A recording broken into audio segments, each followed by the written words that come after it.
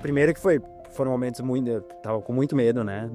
Acho que a primeira coisa que veio na minha cabeça, quanto mais você lê sobre o Everest, mais você descobre que a grande parte das mortes são na descida do Everest. E muitas mortes acontecem exatamente nesse escalão Hillary, nesse trecho próximo, né?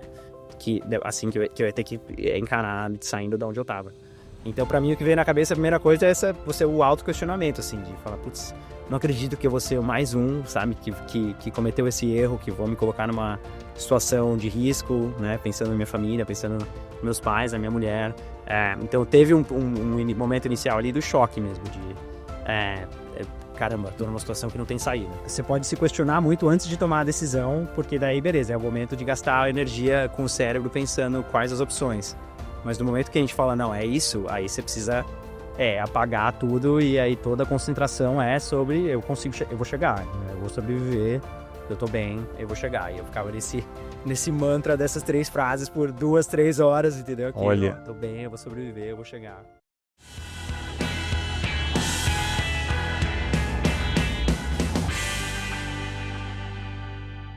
Olá, amigos do Capital Projects Podcast. Eu sou o André Chão e estou aqui para mais uma conversa aberta sobre os desafios na gestão de projetos de capital.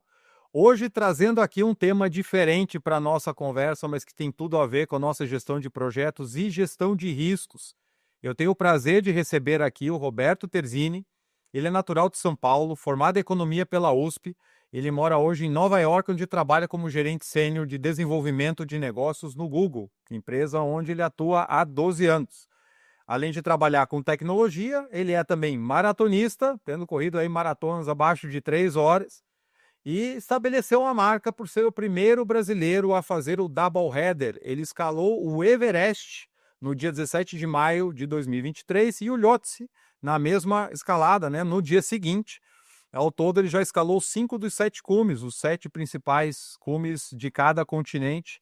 Ele já foi para o Everest, Kilimanjaro, Aconcagua, Denali e Vinson. Então faltam mais 2 aí para fechar as 7, se ele quiser, claro, né?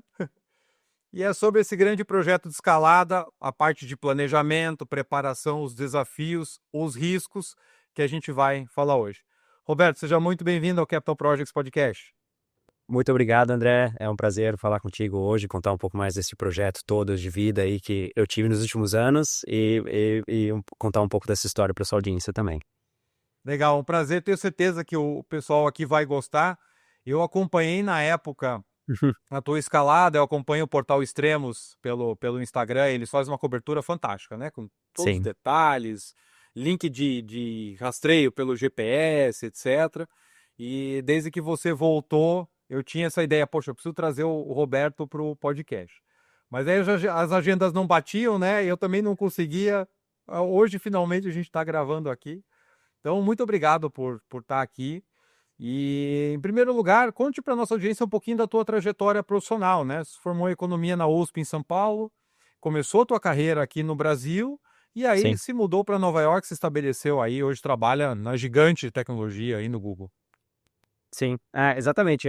Eu fiz a USP aí, faculdade de economia. Acho que inicialmente achei que ia seguir uma trilha mais tradicional de carreira com finanças ou consultoria. Até tive um começo de carreira, né, com banco de investimento em São Paulo.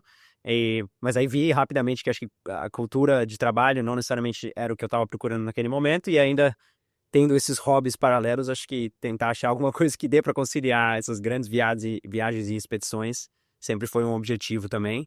Então, eu acabei fazendo essa mudança para a tecnologia. O Google Brasil, na época ali, estava começando suas primeiras turmas de estagiários e até sem saber muito o que era, né, trabalhar no Google naquela época, em 2012. Por sorte e preparação, acabei entrando lá e super me apaixonei pela cultura da empresa, onde eu tô, né, hoje já há 12 anos. Fiquei metade da minha carreira em São Paulo até 2017, trabalhando com grandes empresas aí do segmento financeiro, principalmente, com Itaú, Bradesco e tentando, né, suportar o que eles estavam fazendo no lado de marketing dentro do Google. E aí surgiu uma oportunidade para ir para Nova York para criar um novo time também nessa área comercial de desenvolvimento de negócios. E aí fiz essa mudança, vim com minha mulher para cá também. E estamos aqui desde 2017, onde eu faço a gestão de um time que cuida de clientes tanto na costa leste aqui dos Estados Unidos quanto do Canadá. Então, esse é um pouquinho dessa trajetória aí de carreira. Legal. E o esporte sempre fez parte da tua vida ou foi algo que, né, no começo da tua vida profissional também começou a acontecer? Então, é maluco porque eu cresci numa família de músicos e eu Olha, sempre achei que essa ia ser a minha carreira, assim. Se eu estivesse fazendo um podcast 10 anos atrás, 20 anos atrás, eu tava com cabelo comprido, unha de porcelana de tocar violão clássico, assim. Então, eu cresci num ambiente de música clássica. E aí, numa última hora, antes de entrar na faculdade, decidi ir para economia. Até minha mãe, que é concertista clássica de piano, me convenceu a não, não seguir necessariamente a carreira profissional de música. E aí, como você pode imaginar, a maioria ou grande parte dos músicos não são grandes esportistas, né? Acaba sendo duas vidas meio paralelas. Então, o começo da minha vida, zero de esportes, sendo super honesto, assim, e foi uma coisa que eu descobri bem mais velho. Quando eu comecei o montanhismo de altitude. Então, essa minha primeira montanha, que foi o Kilimanjaro, na África, eu tinha zero preparação física, foi difícil, assim, sabe? Eu tava começando a descobrir o que era esse esporte, e lá que eu me apaixonei por esse negócio, e aí virei uma chave em 2013, por aí, de me dedicar muito fortemente ao esporte. Pô, de treinar 12, 14 horas por semana, muito focado nisso, assim. Então veio mais tarde, não vou falar aqui que é um negócio que eu sempre fiz desde pequenininho. e como é que surgiu essa questão do Kilimanjaro? Como você falou, não era algo que você fazia e de cara já foi para uma das mais altas do mundo. É claro que, né, não tem a mesma altitude de um Sim. Everest, mas assim, alguma coisa te puxou para lá, o que que foi? Então, eu acho que a minha decisão de ir pro Kilimanjaro acabou vindo muito por conta do momento de vida que eu tava, de estar saindo, como eu comentei que eu fui trabalhar em banco de investimento. Nesse começo, eu decidi que não era para mim naquele momento. Eu tava num relacionamento também, terminei um relacionamento de longa data, e aí surgiu na curiosidade de, putz, eu quero fazer alguma coisa diferente, me desafiar. E aí falando com amigos, assim, me recomendaram muito essa viagem do Kilimanjaro. Então eu fui super pouco preparado, assim. Tinha os equipamentos, fui na Decathlon, que nem sei se ainda existe em São Paulo. Sim.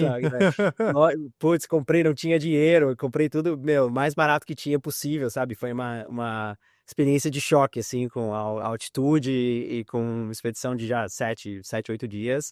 Mas foi dessa maneira a minha introdução ao montanhismo, assim, sem muito ideia pré-concebida.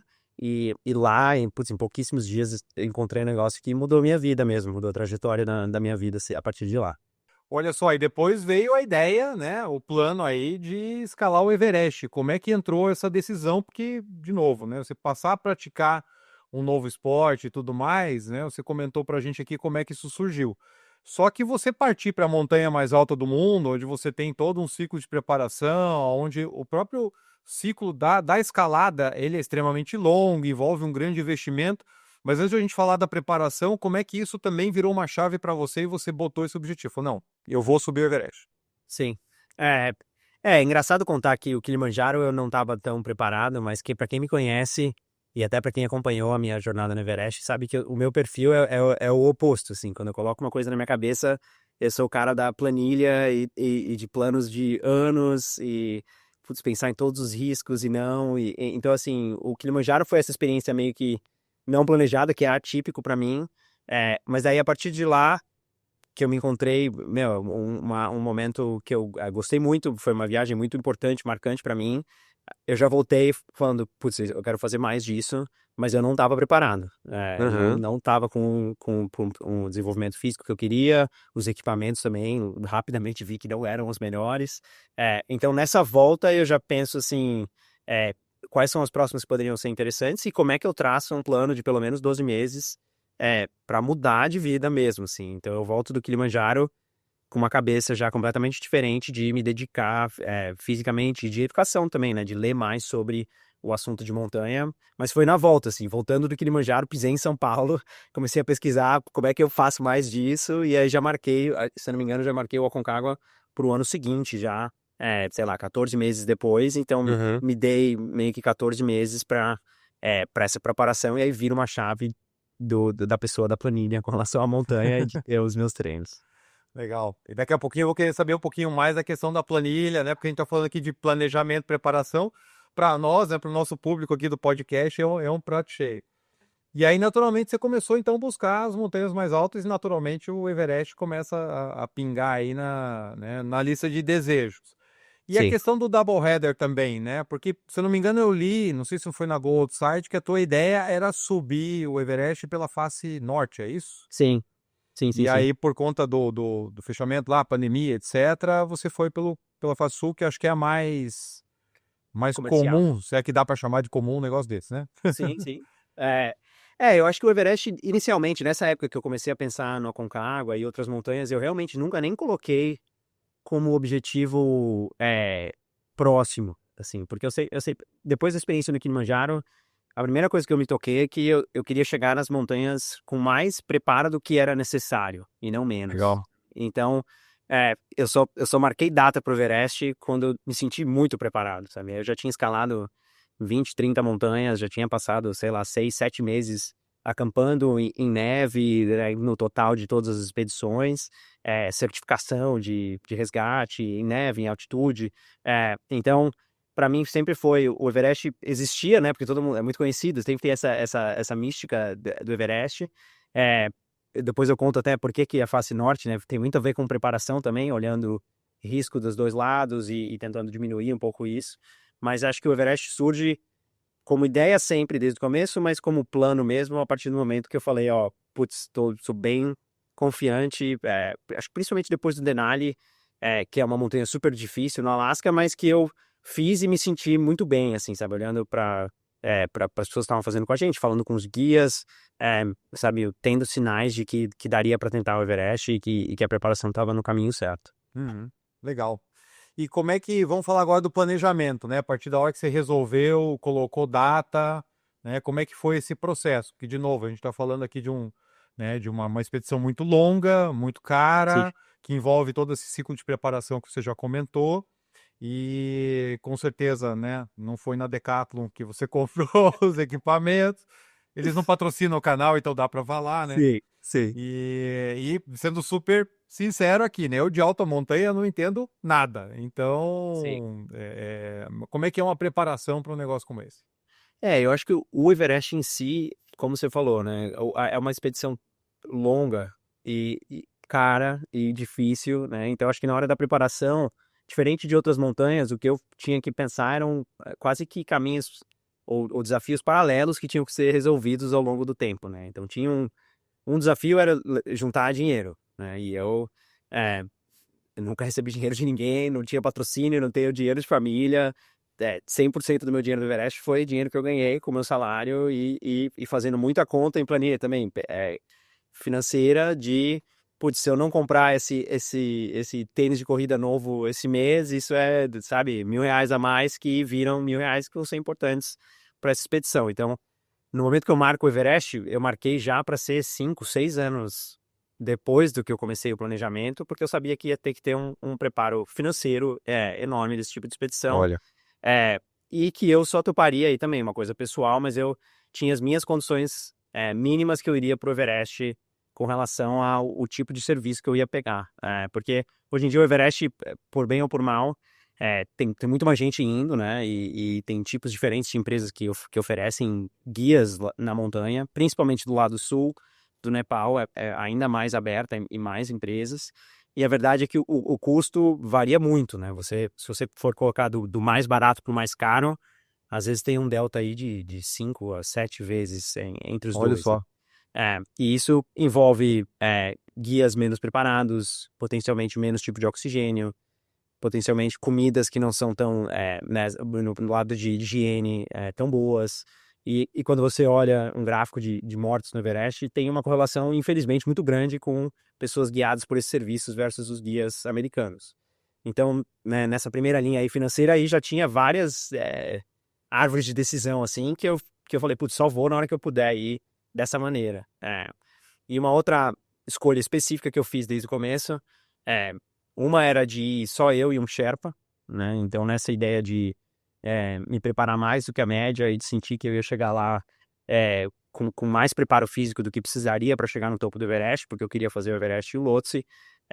Um dos riscos que são muito comuns lá também é essa coisa do grupo e o grupo ter preparos diferentes, ou você ficar preso numa fila, né? E eu sabia que tinham riscos que eu não conseguia escapar no Everest, mas um dos riscos que eu Uhum. poderia é me locomover mais rápido do que a média e sair mais cedo e chegar mais cedo nos acampamentos. Então foi nessa listinha de critérios que eu decidi, putz, tá, daqui a 5, 6 anos é dessa maneira que eu quero ir. Se eu não conseguir ir dessa maneira por não conseguir juntar dinheiro, eu não vou fazer uma loucura, sabe? É, não sei se a gente quer parar nesse específico lugar de finanças, mas esse foi um dos grandes pontos do planejamento a partir do momento que eu tive uma data. Uhum. E aí vem toda a preparação, né? As outras escaladas que você comentou, que vão te dando os skills, né? Assim, para mim uma coisa que me pega demais é a questão do frio. Então, Sim, não, claro, não me imagino subindo além de 5.000, 6.000 metros, quem diria 8.800, e sim. acampando na neve, ficando tanto tempo exposto a baixas temperaturas, né?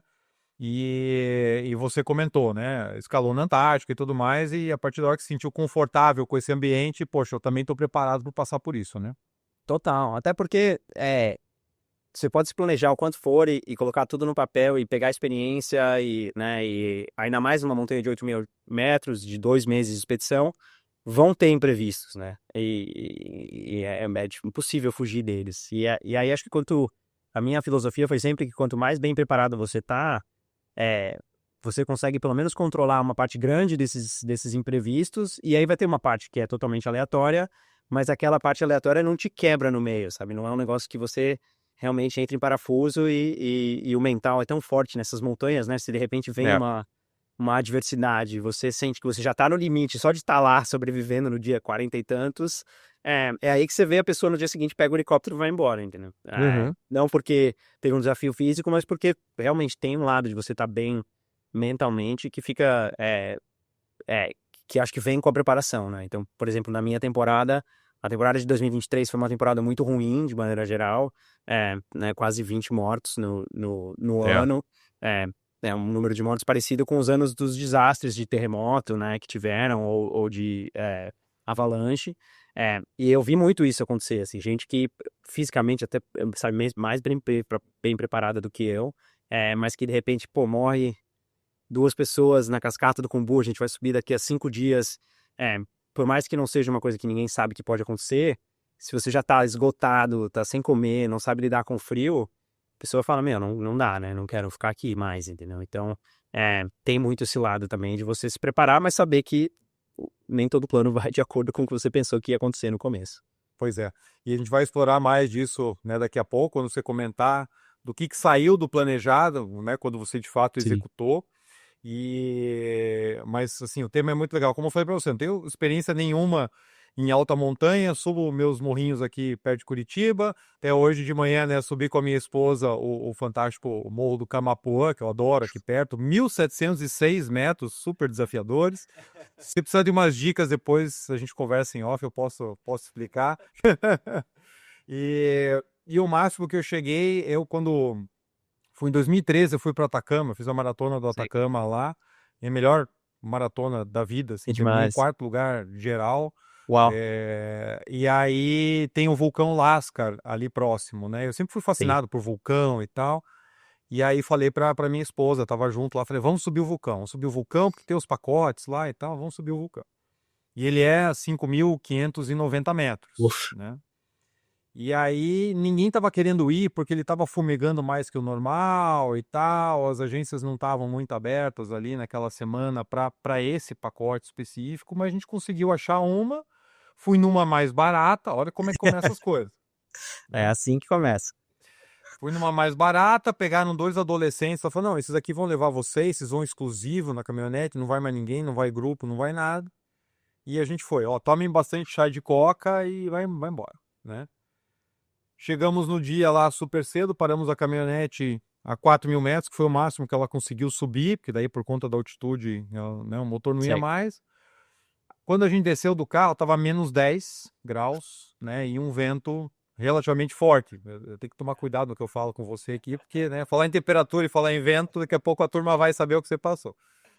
Mas para mim, era uma sensação assim, quando eu desci do carro, eu estava super agasalhado, eu não conseguia pôr a mochila, que o frio Caraca. me paralisava, né? Sim. E a gente começou a subir, não tinha mais ninguém na montanha. a gente começou a subir, eu não conseguia caminhar, sabe? Eu tava num estado mental assim que eu não sabia onde eu tava, o que eu tava fazendo, eu só queria ir embora, ou se me deixassem sentado ali, eu parava e ficava, né?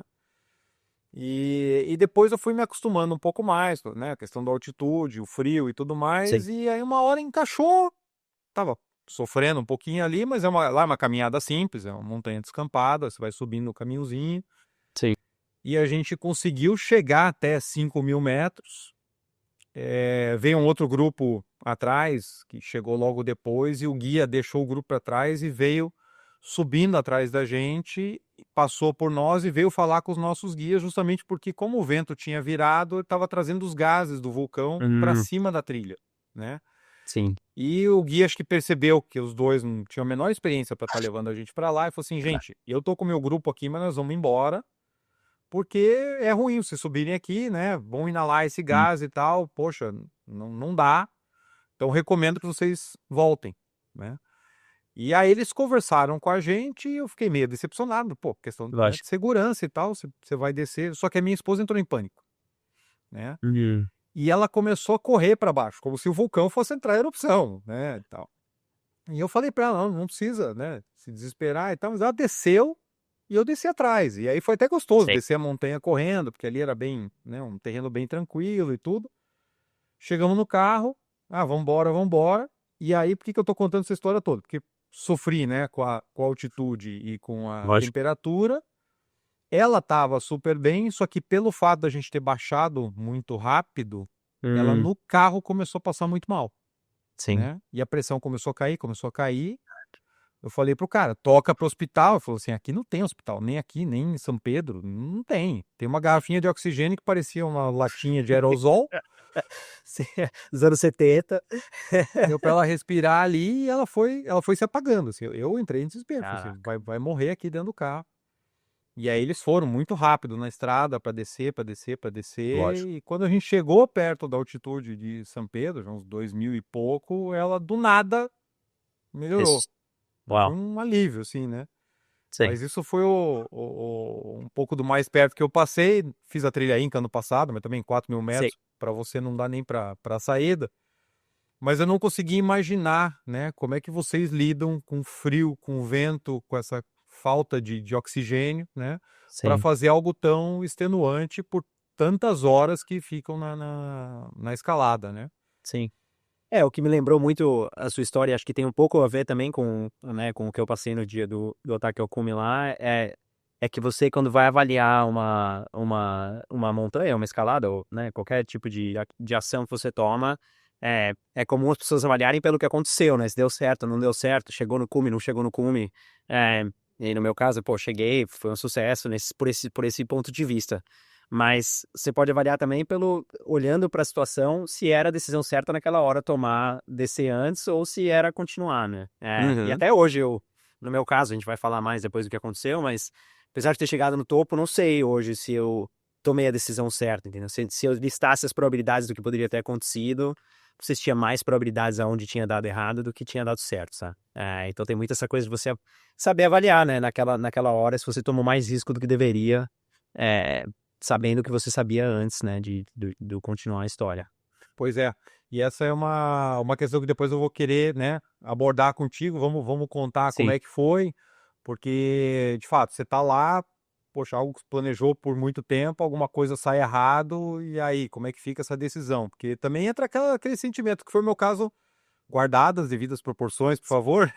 Mas tô lá no vulcão assim, pô, já tô aqui, é ali, é só chegar ali, né? Você sim. acaba relevando, de uma certa forma, alguns riscos que se você parar hoje Total. para falar, né? Talvez, como você falou, hoje iria diferente. Eu sei que você está curtindo esse episódio e ele só é possível graças ao apoio da Stecla Engenharia. A Stecla Engenharia é uma gerenciadora de projetos e obras com atuação nesse segmento há mais de 25 anos. Atua na área de engenharia do proprietário, desde a elaboração do projeto até a execução e conclusão da obra. A Stecla impulsiona empreendimentos com senso de dono e com uma equipe multigeracional altamente adaptável e ágil, que é capaz de trazer inovação e qualidade para todos os tipos de projeto. Conheça mais sobre a Stecla Engenharia clicando no link que está na descrição desse episódio. Agora bora lá voltar para a nossa conversa?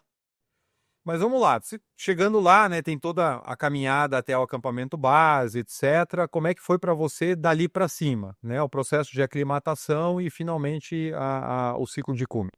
Sim, foi um privilégio porque eu consegui viver eu e minha mulher juntos, né, até o acampamento base. Então, essa trilha para o acampamento base geralmente são uns 12, 14 dias, dependendo da velocidade que você faz. Não precisa acampar, então são pequenos vilarejos, né, no caminho. Então, pô, sou super recomendo. Sou evangelista de recomendar para as pessoas fazerem a trilha do acampamento base do Everest, porque é um sonho, é incrível também.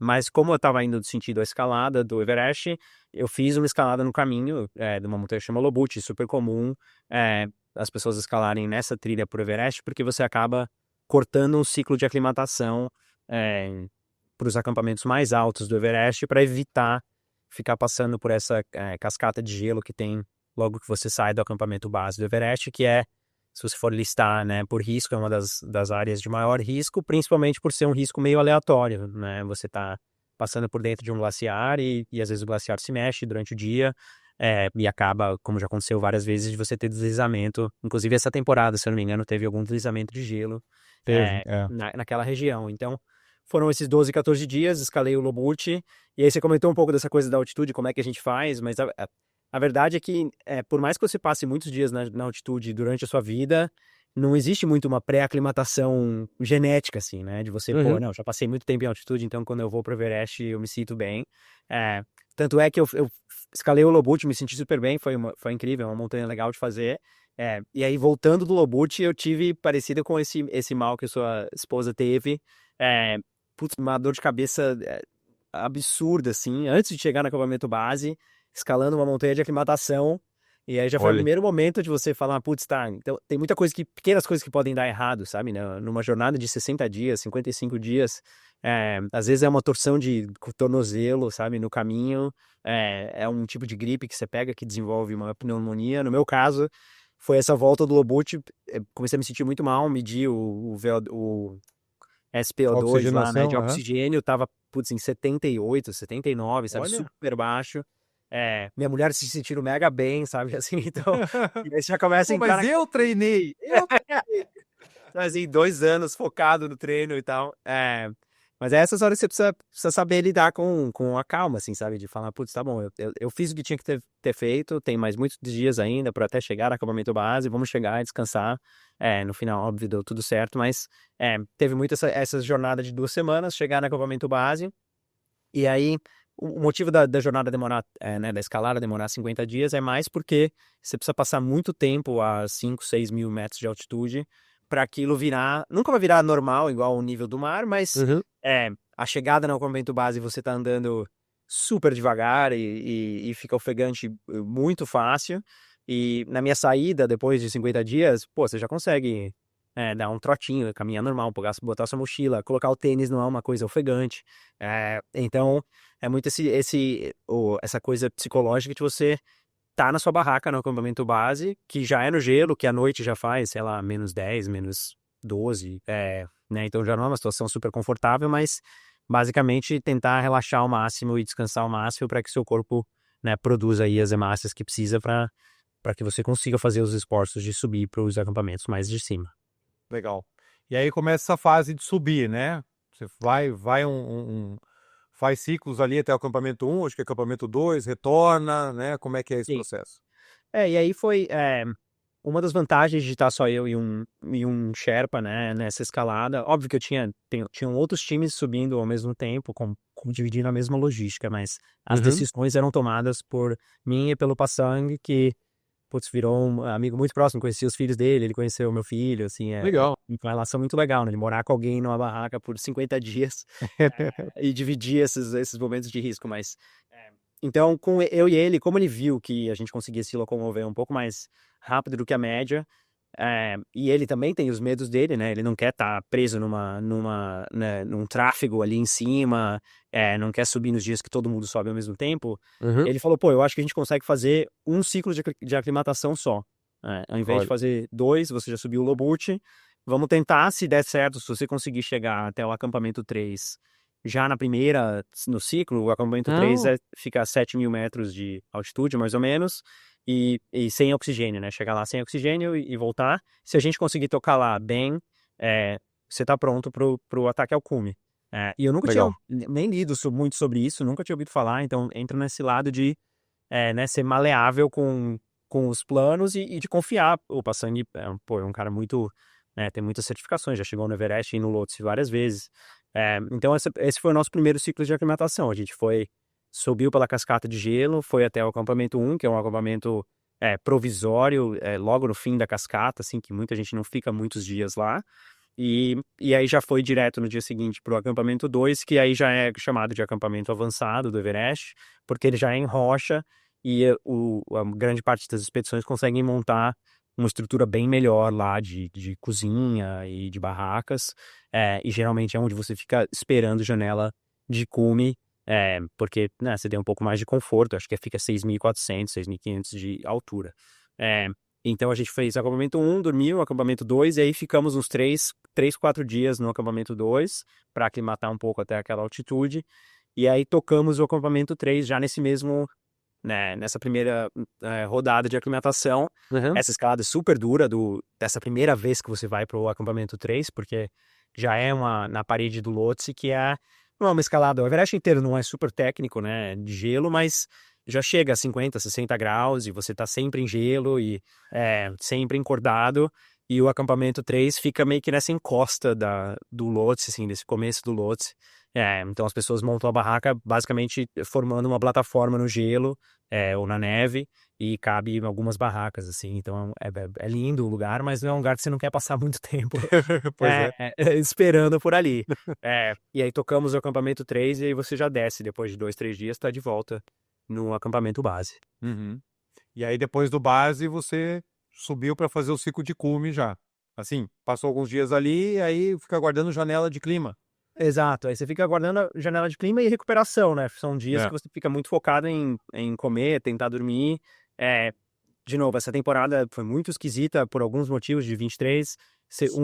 Foram essas mortes, mas o 2 foi que tinha um vírus que não era Covid, surpreendentemente, mas algum vírus respiratório super forte, que inclusive tinha um grupo de brasileiros escalando no mesmo ano comigo, e que pegou o acampamento deles inteiro, assim, todo mundo pegou esse vírus, teve que descer para os vilarejos mais de baixo. Então, a partir da minha segunda semana no acampamento base, e foi uma decisão minha, assim, de me isolar como se fosse nas épocas de Covid, assim, sabe? Eu Uhum. comia, voltava pra minha barraca, e ficava meio como ermitão ali, porque, principalmente pros Sherpas, esse vírus era super danoso, assim, se os Sherpas, que é a população local de lá, pegassem, virava uma pneumonia, o pessoal tinha que voar pra Katmandu. Então eu volto desse ciclo de aclimatação, tá rolando esse vírus esquisito, você fica ouvindo do que tá acontecendo na montanha, mas basicamente foi sobre ficar esperando janela, e surgiu uma janela cedo, né? O meu cume foi, eu acho que no dia 17 do Everest, que geralmente é um pouco, uma semana antes dos dias que tem mais cumes no Everest, que já é mais no começo do 20 de maio pra frente. Uhum. Então foi E aí ótimo, a vocês... partir do momento que surge essa janela, você consegue subir bem mais rápido, você já está aclimatado. Então a gente pulou o acampamento 1, do acampamento base foi direto pro 2, porque é um dia longo também, de umas 10 horas por aí. E aí do 2, acho que a gente esperou 1 ou 2 dias para confirmar que você pode subir, porque você não quer passar do 3, que, né, o acampamento 3, a partir de cima dele, você já põe oxigênio suplementar. E, pô, ninguém leva oxigênio de sobra, né? Você tá sempre Uhum. fazendo meio que suas contas de quanto que tem. Inclusive, os grupos de brasileiro, esse ano que não deu o cume brasileiro, isso foi um quesito grande, né? Assim, É. se você vai e não dá janela, putz, é uma situação muito ruim, além de você ficar cansado, né? E Uhum. então a gente ficou esperando, na hora que deu, aí vai pro acampamento 3, dorme uma noite lá, né? Uma noite assim, dorme algumas horas lá. E aí todo mundo diz que o ciclo de cume meio que já começa da hora que você sai do acampamento 3, porque o Tá. acampamento 4 é só um ponto de espera para o ataque ao cume, né? Então você não tem uma noite inteira no 4, você sai do 3 de madrugada, 5, 6 da manhã, chega no 4 tipo 2, 3 da tarde do mesmo dia, e você vai sair para o ataque ao cume, acho que a gente levantou 7:30 da noite do mesmo dia, Olha. né? Chega às 2 e aí a sua noite de descanso é das 2 às 7, Uhum. e aí você já tem que estar pronto para subir para cima. E aí vocês foram, então, saíram 7 e pouco da noite e começaram o ataque ao cume, né? E aí, enfim, né? Teve os desdobramentos que eu quero que você conte para o nosso público aqui, o que saiu diferente do planejado, como é que foi essa subida para vocês, né? Sim. E como é que foi chegar até o cume do Everest? Eu acho que o acampamento 4 é a hora que você tem mais essa realização de que é um lugar muito inóspito, assim, sabe? Eu acho que você tem o tempo inteiro no Everest, mas o Everest, bem ou mal, no acampamento base tem bastante gente. É, durante as escaladas você tá vendo bastante gente, mas daí chegamos no 4 e aí você vê aquele montão de barraca destruída. É, você tá muito longe até de resgate de helicóptero, né? Porque o helicóptero só chega a 6.600, 6.500, então assim, você já tá a 1.500 metros de chegar num lugar que pode ser resgatado. Uhum. E tá escurecendo, né? Você sai realmente na calada da noite para poder voltar até o dia seguinte, antes de anoitecer. Então, essa combinação, acho que para mim foi muito onde eu tive a realização que, decidi subir, né? Decidi sair da barraca às 7 da noite para 12, 13 horas de escalada. É uma decisão, né, muito séria, assim, né? Apesar de você É. planejar, apesar de você ver todos os vídeos do YouTube da história do que é dormir no acampamento 4 que eu tinha, decorei todos, é muito diferente quando você tá lá, né? Mas a gente tinha um plano que estava super claro, que era sair mais cedo, um pouquinho mais cedo, né? 7 horas da noite é um pouco mais cedo do que outros grupos. E o objetivo era passar o maior número de pessoas durante a noite. Então, eu e o Passang, a Uhum. gente praticou muito a coisa de você... Porque como tá todo mundo na mesma corda fixa, para você passar com os dois, assim, você tem que...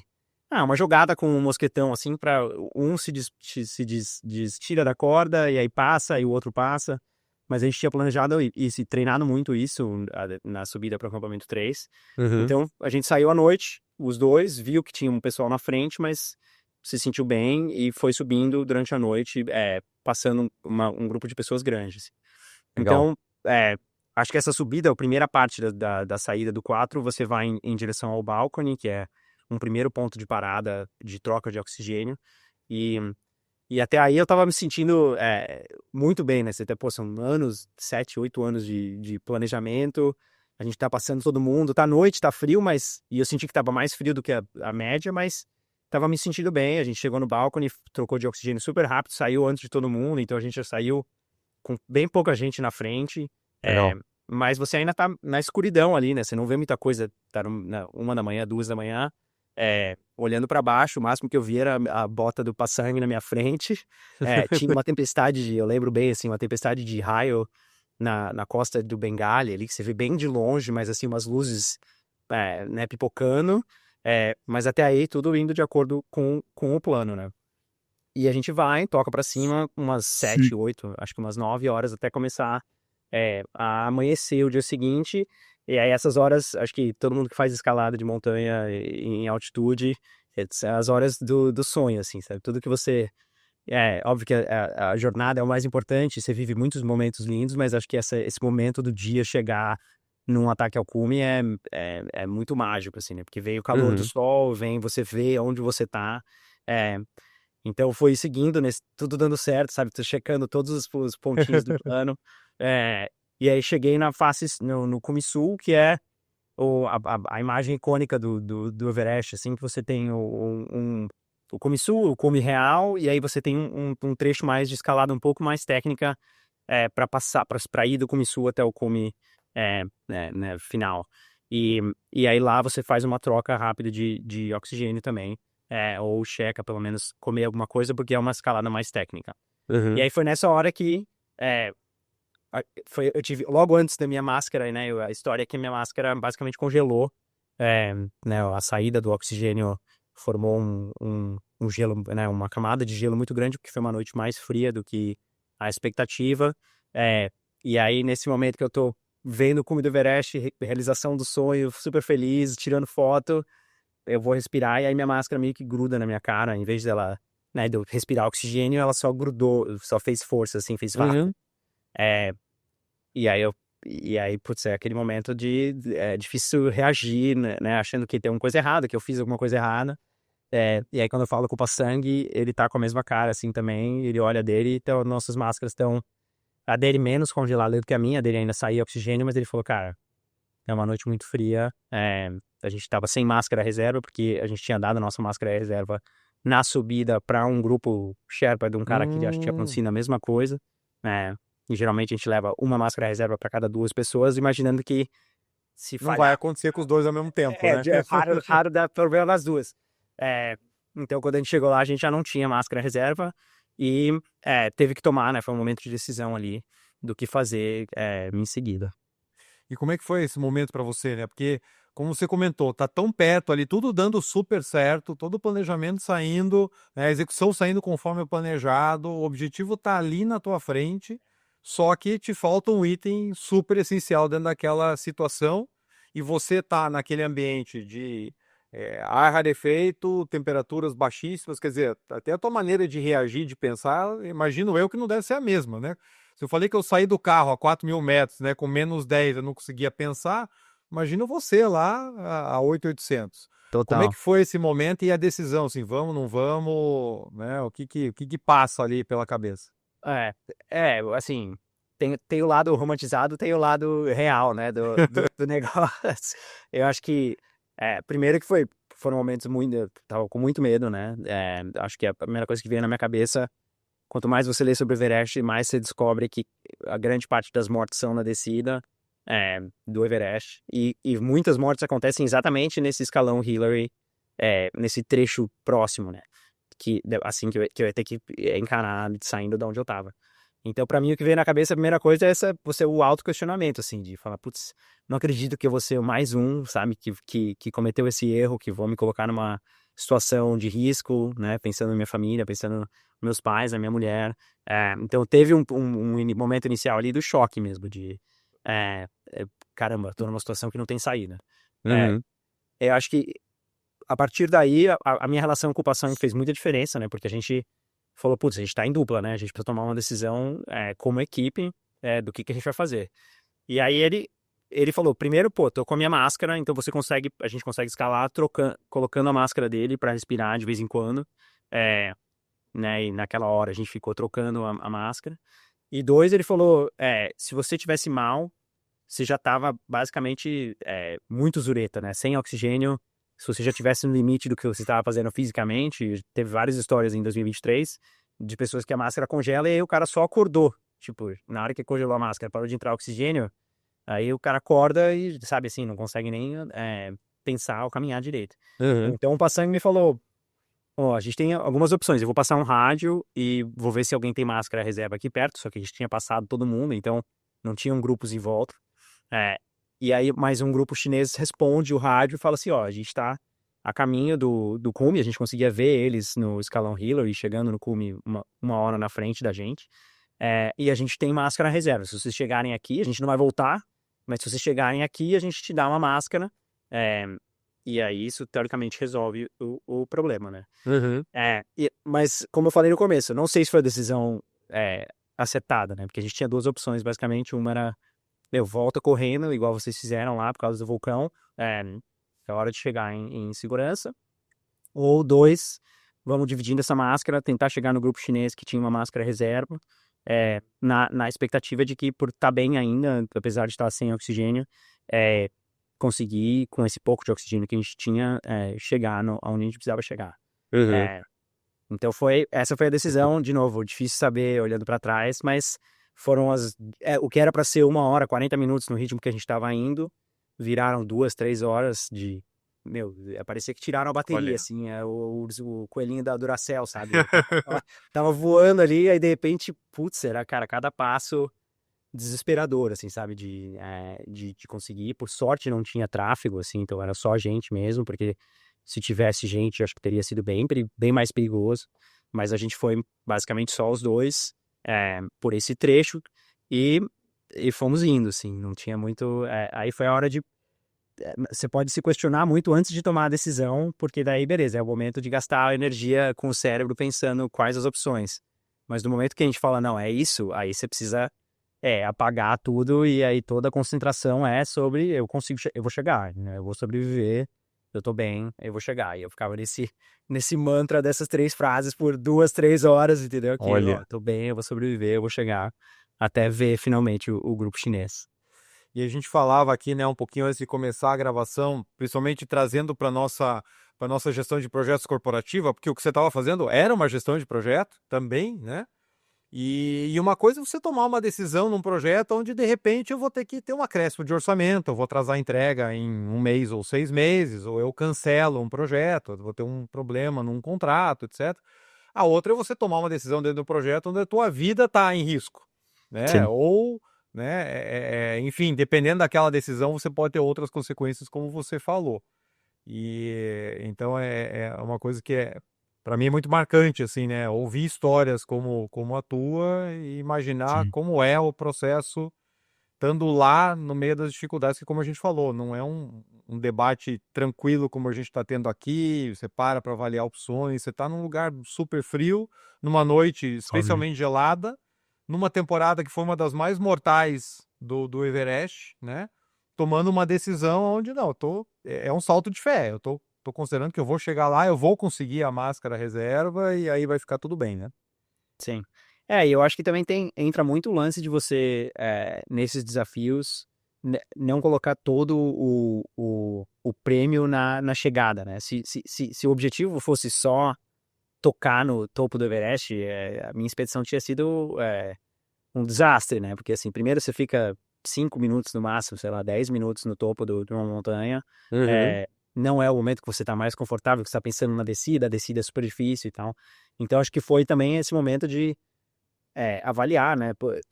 Putz, tudo que eu passei, tudo que eu consegui, né, fazer ao longo desses últimos 40 dias, 45 dias, e confiar que, né, o preparo e tudo que tinha acontecido estava me dizendo que realmente dava para continuar. Também não foi uma loucura de. Uhum.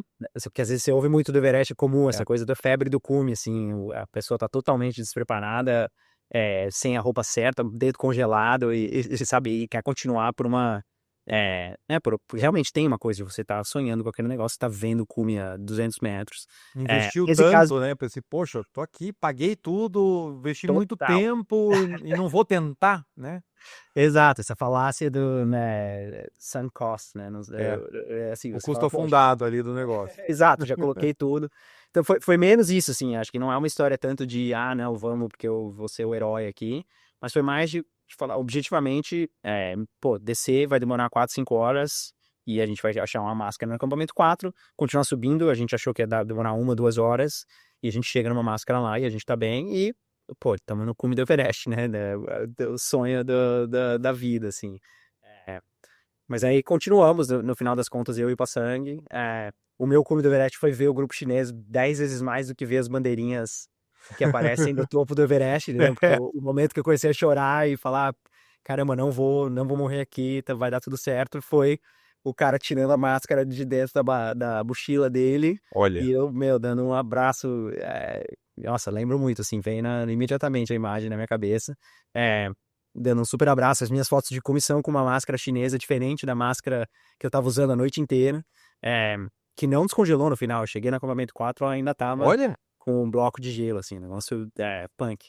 Uhum. E aí, sento no cume do Everest, mas minha cabeça, acho que a adrenalina tinha abaixado, né? Na hora que eu chego, essas últimas 2, 3 horas foram realmente, na minha cabeça pelo menos, sobrevivência total, é, pensamento singular em seguir. E aí quando eu sento, troco de máscara e respiro, putz, teve soltou, né, assim, Uhum. uma energia, e eu falei, caramba, o que acabou de acontecer, sabe? Eu podia ser mais um corpo congelado que você vê ao longo, né, da escalada do cume, vários, né, no caminho, então, nossa, aí eu falei, meu, eu preciso sair daqui imediatamente. Então, minha experiência de cume do Everest foi muito diferente do que eu tinha sonhado, sabe? No meu planejamento ali era a foto da vitória, a bandeirinha do Brasil, mão pra cima, sorrisão, e no final, pô, nem tirei minha máscara, os meus vídeos só fiz porque o Passang falou, pô, você não quer tirar nenhuma foto aqui no topo do Everest? Tipo, você chegou e tal. E eu, cara, não, o acampamento 4 tá 5 horas, 6 horas pra baixo, e de lá tem mais 5, 6 horas para o acampamento 3. Então eu tava ainda muito nesse clima de precisava sair de lá e você começa a ver, né, olhando no horizonte, começando a ver os grupos chegando no Cume Sul também. Então, Uhum. e esse trecho é um trecho de fila única. E é fila única com 2.000 metros de queda para um lado, 3.000 metros de queda para o outro. Então, é muito perigoso, assim, a passagem de um lado para o outro. Teve casos de queda, as pessoas caem, você cai por 5 minutos para o Nepal ou Nossa, você cai por 3 minutos para o Tibete, sabe? Então, a gente falou também, pô, vamos pelo menos sair desse trecho mais perigoso, chegar na Cume Sul de novo, porque lá é 10 vezes mais seguro do que ficar esperando no cume do Everest, né? Uhum. Bacana. É o modo sobrevivência mesmo, como você comentou, né? E aí fez a descida, chegou no acampamento 4 e manteve o plano de subir o Lhotse. Quer dizer, né, outro ponto que me chamou muita atenção, depois de tudo aquilo que você passou, né? Sim. Por mais ponderada que seja a decisão e a superação ali e tudo, mas decidiu fazer aquilo que nenhum brasileiro tinha conseguido até então, que era passar poucas horas ali no acampamento 4, até porque não é uma região interessante se ficar muito tempo, né? Um ar muito rarefeito, frio, etc. E sair e ainda assim buscar o cume do Lhotse já na sequência. Como é que Uhum. foi também na tua cabeça essa decisão de, poxa, passando isso tudo, passando a Sim. borracha, eu ainda vou buscar esse objetivo? Eu acho que a gente chega no acampamento 4 de novo, a cada passo para baixo era mais confiança, assim, né, de que as coisas iam dar certo, sabe? Teve muito essa jornada de 4, 5 horas de descida, aonde eu e o Passang fomos conversando sobre o que tinha acontecido e, pô, se sentindo de novo mais fortes, porque estávamos descendo, era dia, é, eu fui comer a primeira coisa do dia inteiro nessa descida, então você que é corredor Olha. de maratona aí também, eu devia ter, sei lá, 15 géis e barrinha e não sei o quê. E, cara, não comi nada, tomei um gole de água, voltei com a minha água inteira congelada de volta no acampamento 4. Péssima Essa. decisão, mas foi. Então, mas aí na descida conseguimos, a gente foi parando, foi comendo. Então teve também uma volta de, né, pô, de começar um processo de recuperação, tudo bem que não sou muito tempo que eu tenho de recuperação entre as duas montanhas, mas Uhum. nessa descida foi, acho que voltando um pouco um pouco da energia. A gente chega no acampamento 4 tem esse momento de comer também, então preparar, né, pega a neve, derrete, prepara algum tipo de alimentação. Eu lembro de comer, pô, esses miojos, assim, sei lá, comi uns 3 miojos, tipo, Melhor miojo do mundo aqui. no mundo que você tá desidratado também, tem sódio pra caramba, então, meu, parece É. que o corpo absorve o sódio de volta. É, mas aí foi esse momento da segunda decisão, né, de, pô, seguir ou não pro Lhotse. Uhum. E acho que foram duas coisas. Uma foi, a gente tem hoje em dia esses Garmins, né, de satélite, né, que eu voltei com ele, e aí na hora que eu cinco para receber, para falar para minha família que eu tava bem, que tinha dado tudo certo, apesar de não contar em todos os detalhes enquanto eu tava no acampamento 4 É. ainda. É, e, meu, eu recebi, acho que até muito por causa do Elias, do Extremos, assim, teve muita cobertura. Eu fui, acho que era o primeiro brasileiro que tava nesse primeira janela de cume, e aí tinha essa coisa do Doubleheader que tava crescendo também. E aí, cara, comecei a receber dezenas de mensagens, assim, de putz, que inspiração, seguindo, motivação, pessoas aleatórias de outros estados de São Paulo. Então isso foi um momento muito marcante, assim, também, de estar no acampamento 4, tava chorando igual criança, assim, de estar dentro de uma barraca, e receber, né, e ver o quanto essa viagem tava significando uma coisa maior do que só o meu pequeno desejo individual ali. E o Passani também foi, eu acredito muito a ele a me ajudar nessa decisão, porque ele falou, primeiro que eles são budistas, né, então eles têm uma mentalidade zen, tranquila, muito diferente da nossa, aqui do Ocidente, né, então falou sobre sofrimento, sobre né, a importância de não criar uma história em volta do que aconteceu, sabe, o que aconteceu, aconteceu, e tem começo, meio e fim, mas não, eu tava muito numa cabeça de, putz, que falta de planejamento, que perdedor que eu fui, sabe, quantos erros eu cometi, e ele me ajudou muito a separar as coisas, sabe? Falou, meu, aconteceu, Legal. a gente tá numa noite mais fria do que era comum, a previsão errou, tinha mais vento, aconteceu com um monte de gente. Olha quão bem você tava para conseguir ter chegado, apesar de tudo que aconteceu. Então ele ajudou muito com isso, e ele também falou, o Lhotse é sentido, não descendo o Everest, mas você tem que descer um pouquinho para ir subir o Lhotse. E ele falou, cara, a gente vai sair daqui a 5, 6 horas, a gente tem que desmontar nosso acampamento de qualquer jeito. É, Vamos ver como é que a gente tá se sentindo, sente como é que tá a noite, e aí se a gente achar que não é pra ser, você vai sentir, entendeu? Ele falou, confia na sua, né, gut feeling, assim, confia no que vai ser de sentimento, porque na hora que você olhar para o paredão do Lhotse, e o paredão é muito icônico, assim, o Everest não é uma montanha técnica, muito técnica, o Lhotse já é bem mais, assim, o Lhotse uma parede de 50, 70 graus, dependendo de onde for, num estirão só, assim, você tá na base dele e você vê 600 metros de gelo, Olha. sabe? Então, na hora que você chega nessa entrada da canaleta, assim, ele falou, cara, você vai sentir, você vai olhar e você vai saber que tem 10 horas de escalada em gelo, e ou você vai estar bem ou você não vai, entendeu? Então, não foi que eu tinha certeza que eu ia sair do Everest e ia pro topo do Lhotse, mas eu falei, ó, eu vou, essa 1 hora e meia de ida até a entrada da escalada do Lhotse vão ser cruciais para sacar se eu tô bem, se eu tô seguro, se eu tô com energia. E realmente, quando a gente for entrar na escalada do Lhotse, mas foi uma escalada que salvou minha relação com o montanhismo, assim, foi um sonho, sabe? Foi graças a Deus que eu escalei, porque senão eu tinha acabado esse capítulo super traumatizado com a experiência, sabe? Legal. Antes da gente entrar na parte da escalada do Lhotse, eu tenho uma curiosidade até que você citou, né? Como é que você faz para se alimentar e para se hidratar num ambiente onde você está ali? Não sei qual que foi a menor temperatura que você pegou lá. Como é que você consegue manter a água, né? Tudo bem, tá na tua mochila, mas assim, é uma garrafa Sim. térmica, o gel não congela entre você tirar do bolso e botar na boca. Como é que é esse processo? Porque também como corredor eu fico aqui, poxa, não dá nem Total. para levar uma bananinha.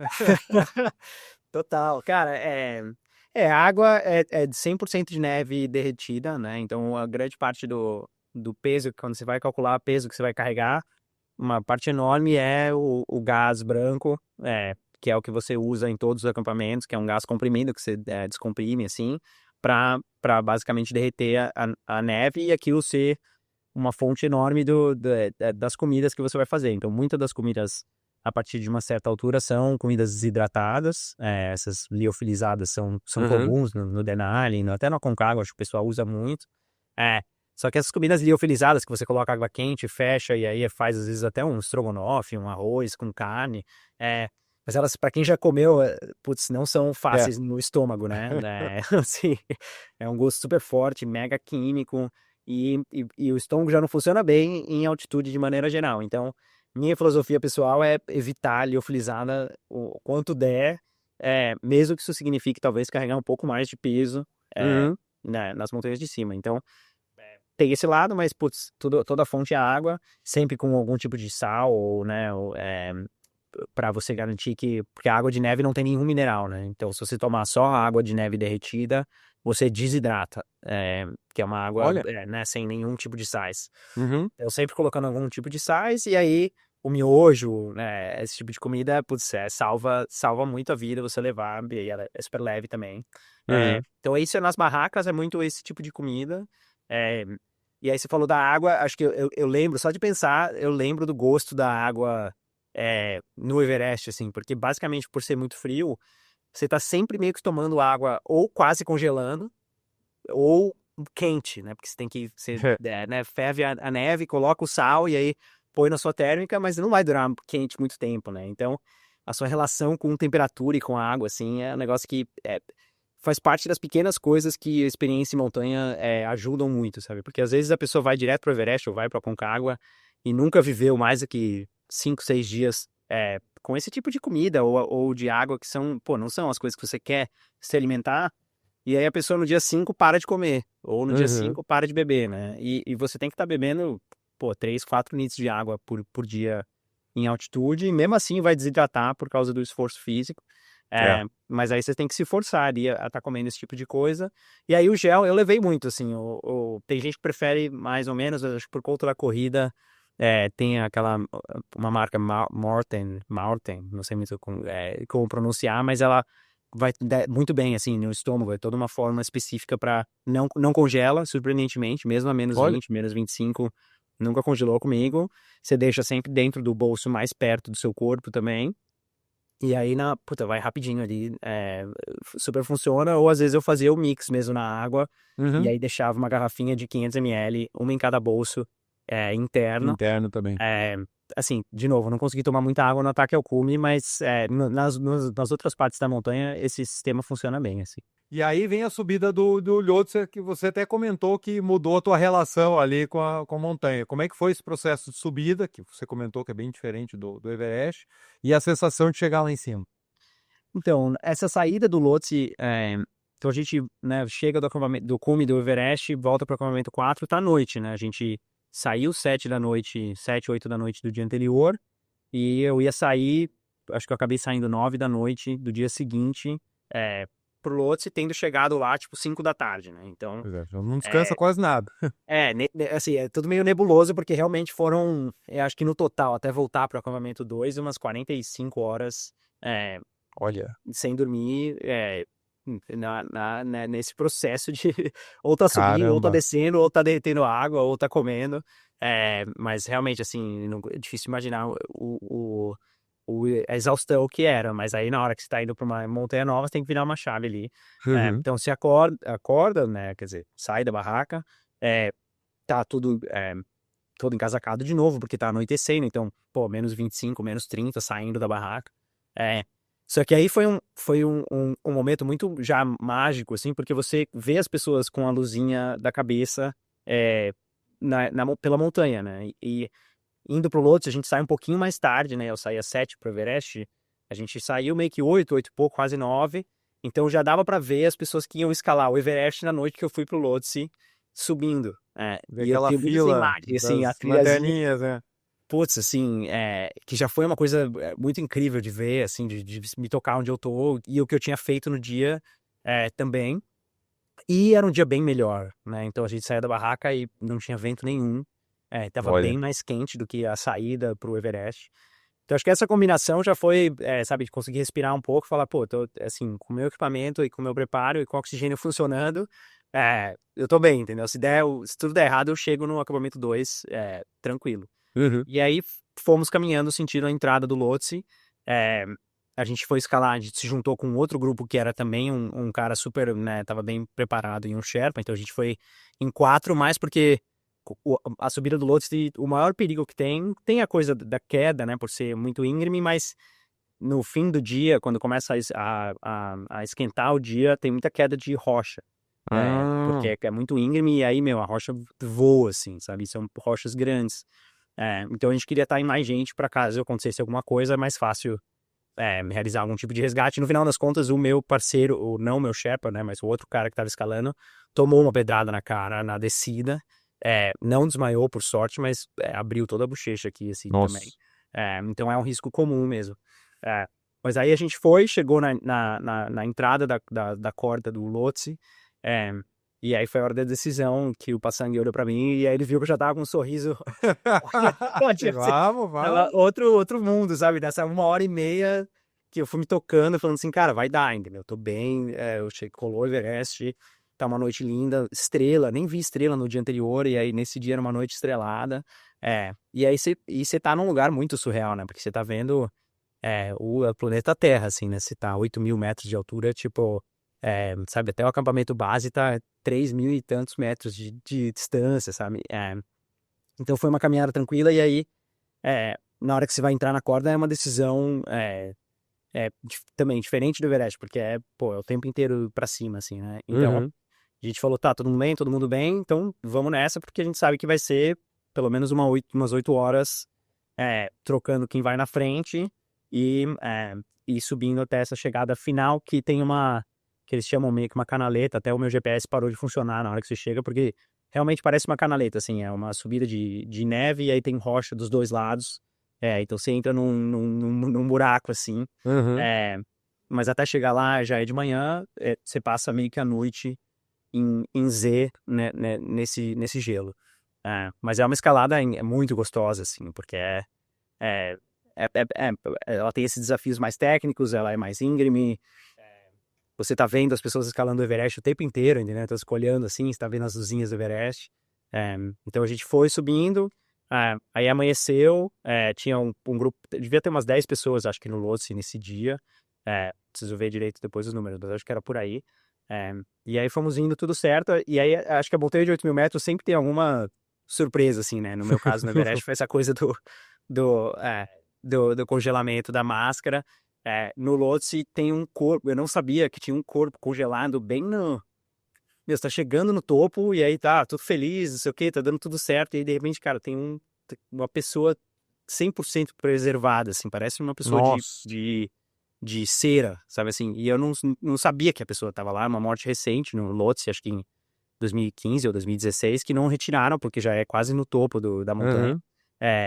Mas daí você lembra que você tá, né? Porque às vezes é fácil você não tá vendo os riscos e você tá, né? Você se descuida potencialmente, né? Então, foi uma lembrança, assim, sabe? Não, aqui não é um lugar, você tem que sair daqui, sabe? A gente tava chegando já no topo do Lhotse, é um Uhum. cume incrível, porque, pô, cabe 4 pessoas, um triangulinho, se você, sabe, a montanha que você desenha quando criança, assim, tipo, então, um cumezinho pequeno, você encosta a mão na parede, sabe, você tá preso por corda, se você botar a mão pra frente, já tá no fim da montanha, você pega o topo, assim.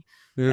Então, animal, olhando o Everest, as fotos mais lindas que eu tenho são as fotos do topo do Lhotse olhando pro Everest, sabe, que você vê a rota inteira, e aí celebramos lá a bandeira do Brasil, né? Aí outra experiência total de cume do que a noite anterior. De manhã também, que a gente chegou muito cedo no Everest, ainda era meia-noite. Uhum. E tinha realizado o meu plano, né? De double header também, que foi, pô, incrível, assim. Então, tem esse momento da celebração, mas aí você sabe que você tem que ir para baixo muito por conta desse risco dessas quedas de rocha que são comuns lá.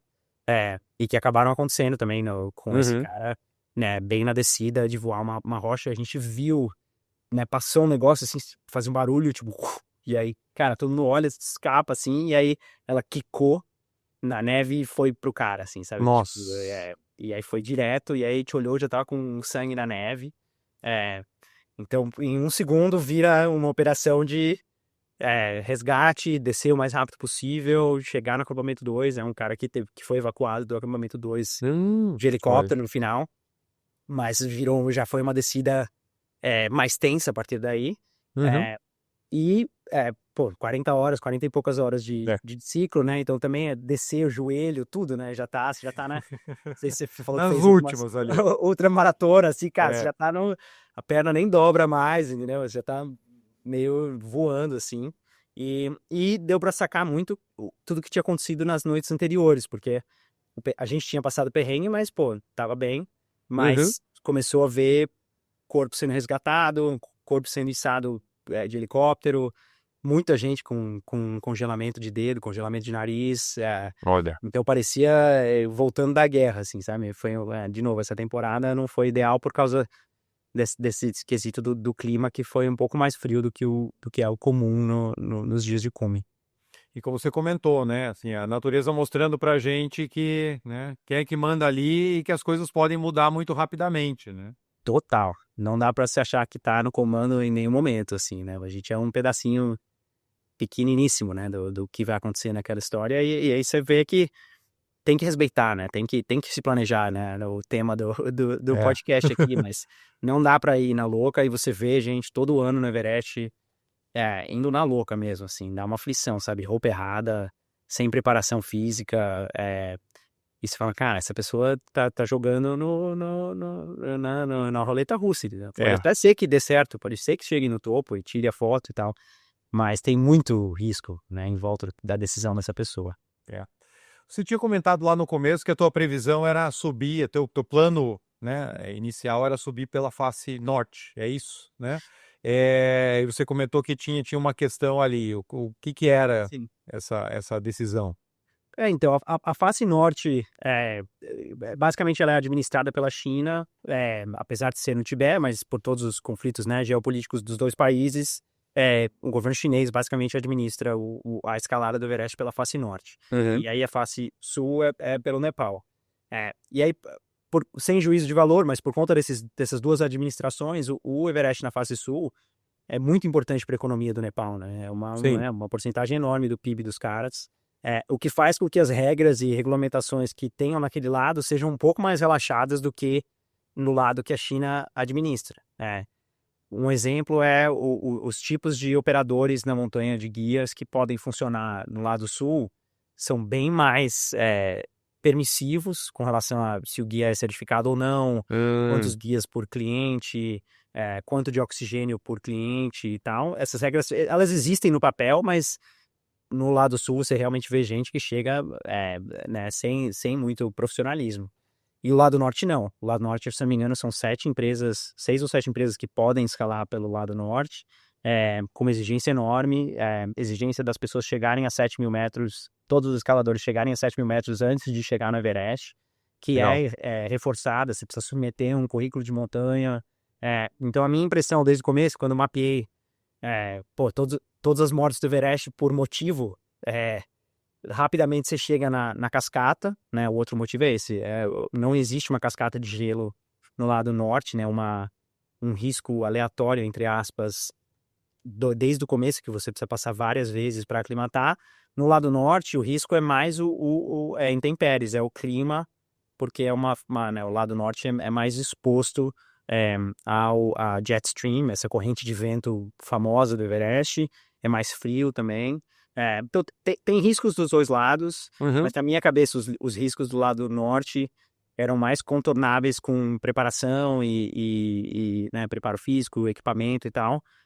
E o lado sul tinha esse quesito mais aleatório da cascata e de estar no meio de muita gente e não necessariamente todo mundo super bem preparado. Então, desde o momento que eu falei, tô pronto pro Everest, o meu objetivo era ir pelo norte, com uma expedição e com pessoas que eu conhecia já, que eu tinha escalado em outras montanhas. Só que daí 2020 acontece, né, o lado norte foi fechado com Covid, quer dizer, a montanha inteira foi meio que fechada durante a temporada com Covid, e o lado chinês, como a China fez o Covid zero, né, essa política super restrita, ficou fechada até 2024, se eu não me engano, o lado norte. Então eu fui postergando, não, 20 não deu, aí 21 não deu, aí 22 não deu, aí eu falei, você conhece, você é maratonista, é difícil de se manter preparado no pico né, porque eu queria ir pro Everest, no pico físico, um ano cai, e aí no outro ano cai, você tá, né, vivendo uma rotina de treinos super elevada, aí tem uma hora que eu joguei a toalha, não sei se foi a melhor decisão, mas eu falei, tá bom, então vou pelo lado sul, mas só vou se forem 2, né, aí surgiram outras condições para falar que eu me sinto confortável indo por esse lado.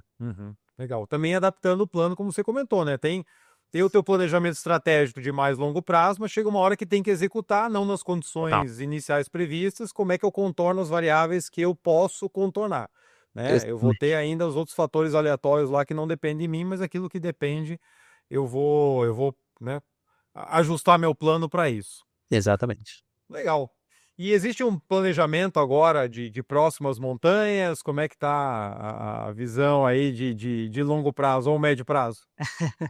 É engraçado que o plano que não estava no papel, mas aconteceu mais rápido do que eu achei que ia acontecer, é que a gente queria ter filho, né, eu e minha mulher, só que a gente acabou engravidando, assim, 3 semanas depois que eu voltei pro Everest, ela engravidou e aí a gente entrou no plano família, né, e criação de filho. Então, esse primeiro ano foi muito focado nisso, mas é aí que a corrida para mim, que sempre foi ferramenta para as montanhas, virou um lado bem maior, né, porque bem ou mal você consegue manter a corrida e fazer maratona e tal, ainda mantendo uma rotina em casa, né, então esse tem sido muito o foco, né, diferentes maratonas, mas o ano que vem o objetivo é voltar a fazer ou a trilha dos Sete Cumes, ou voltar especialmente para o Alpamayo, que é uma montanha que eu amo, uma montanha no Peru, que eu já tentei uma vez, mas a gente teve que resgatar, teve um resgate no último acampamento, no campo alto do Alpamayo, então eu não consegui fazer o ataque ao cume dessa montanha. Então vamos ver, assim, o difícil do fim dos Sete Cumes é que um é na Rússia, no momento de conflito, né, é difícil fazer o turismo para lá, e a outra montanha também, na Papua Nova Guiné, numa região super difícil de ir, assim, então eu não sei se eu vou para alguns dos Sete Cumes, mas acho que o Peru e a Cordilheira Blanca para mim, a cadeia de montanhas mais linda que eu já fui, assim, então tenho vontade de voltar para lá. Que bacana. E olha só, né, para quem está nos acompanhando, ele tá um pouco meio sem tempo de treinar para altas montanhas de novo, falou assim, não, eu posso ficar aqui correndo algumas maratonas, né? Virou simples o negócio, né? Perante passar 46 horas escalando 2 picos de uma vez só acima dos 8.000 metros. Não, a gente, né, por enquanto eu vou passando o tempo aqui, com filho pequeno, né? Não dá para fazer muita coisa, eu faço algumas maratonas, né? Ufa. Legal. Roberto, para a gente fechar, que dicas você deixa aqui para os nossos ouvintes do Capital Projects Podcast que querem realmente botar os planos para funcionar, sejam nas suas empresas, seus planos profissionais, como também os planos pessoais que você mostrou, né? Com muita dedicação, com muito planejamento, com muito esforço, é possível tirar do papel coisas extraordinárias. Então, que dicas finais você deixa aqui para o nosso público do Capital Projects Podcast? É, eu acho que de dicas, uma que eu sou muito fã, assim, primeiro é sonhar e sonhar alto com as coisas, assim, sabe? Setar objetivos que podem parecer desconfortáveis na hora que você pensa e coloca no papel pela primeira vez, mas colocar um negócio no papel, falar para as pessoas que estão próximas de você que você está pensando em fazer aquilo, tudo isso ajuda você a começar a mentalizar, né, um caminho para atingir aquilo que você está planejando fazer, seja uma mudança profissional, uma mudança de carreira, ou um projeto, né, profissional que você esteja fazendo. Mas acho que sonhar alto, trazer pessoas próximas de você para aquele sonho, contar, mas aí em algum momento você quebrar aquilo em pequenos, né, passos que não te deixam tão perdidos com olhar aquele sonho, aquele negócio gigante, né, pô, quero, né, escalar o Everest e tal. Na verdade, você consegue começar a quebrar em pequenos steps, né, que te ajudam de pouco a pouco, de mês a mês, e ir construindo ali o seu caminho em direção àquele sonho. Então, é, acho que o primeiro passo é ter esse sonho, o segundo passo é você conseguir quebrar ele em pequenas partes e ir trabalhando. Maravilha, transformando isso de fato num projeto onde a gente consiga ter partes gerenciáveis, né? Então sair Sim, de algo muito maior, falar, não, peraí, mas para eu chegar em algo que hoje parece muito grande, isso é feito de vários passos menores e eu total. consigo planejar passos menores, né? Sim. Maravilha. Roberto, mais uma vez, muito obrigado pela sua participação aqui no Capital Projects Podcast, dividindo com a gente aqui esse grande projeto. Claro, obrigado a você de novo pelo convite e um abração aí para todos que estão ouvindo. Olha que fantástico, pessoal, essas histórias que a gente tem a chance de compartilhar aqui, né? E eu fui tomando minhas notas enquanto o Roberto estava falando. Trabalhar o planejamento de longo prazo, ter os steps, né? A preparação, né? O seu caminho até atingir o objetivo. E ali você vai calibrando. Pô, isso aqui está funcionando bem, isso não está. Ele mesmo trouxe quando ele fez a primeira montanha ali para aclimatação para o Everest. Poxa, não estou tão bem quanto eu pensava. E depois lá em cima, quando tomou a decisão de fazer o Lhotse, depois de tudo que ele passou, não, poxa, eu estou bem, eu consigo, estou aqui.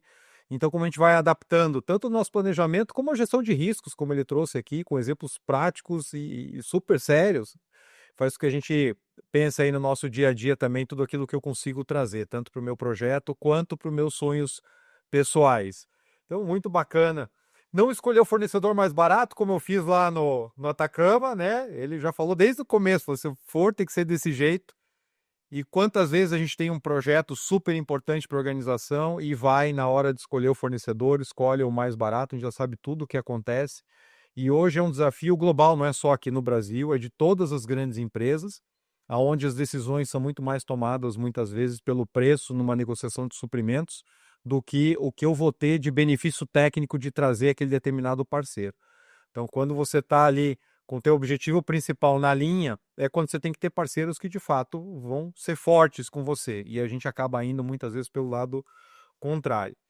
Dividir o sonho grande em pequenos pontos, lembrar que o risco está sempre presente. Então, por mais que a gente esteja conseguindo ali atingir o objetivo, a gente tem que estar sempre ligado, né? E lembrar do ambiente que a gente está. E se for para alta montanha, não é na nossa amiga Decathlon que você vai ter os melhores equipamentos. Tô pegando o pé aqui, porque como não é patrocinador do canal, né? Se a Decathlon resolver patrocinar, a gente muda, a gente fala bem, mas não tem problema.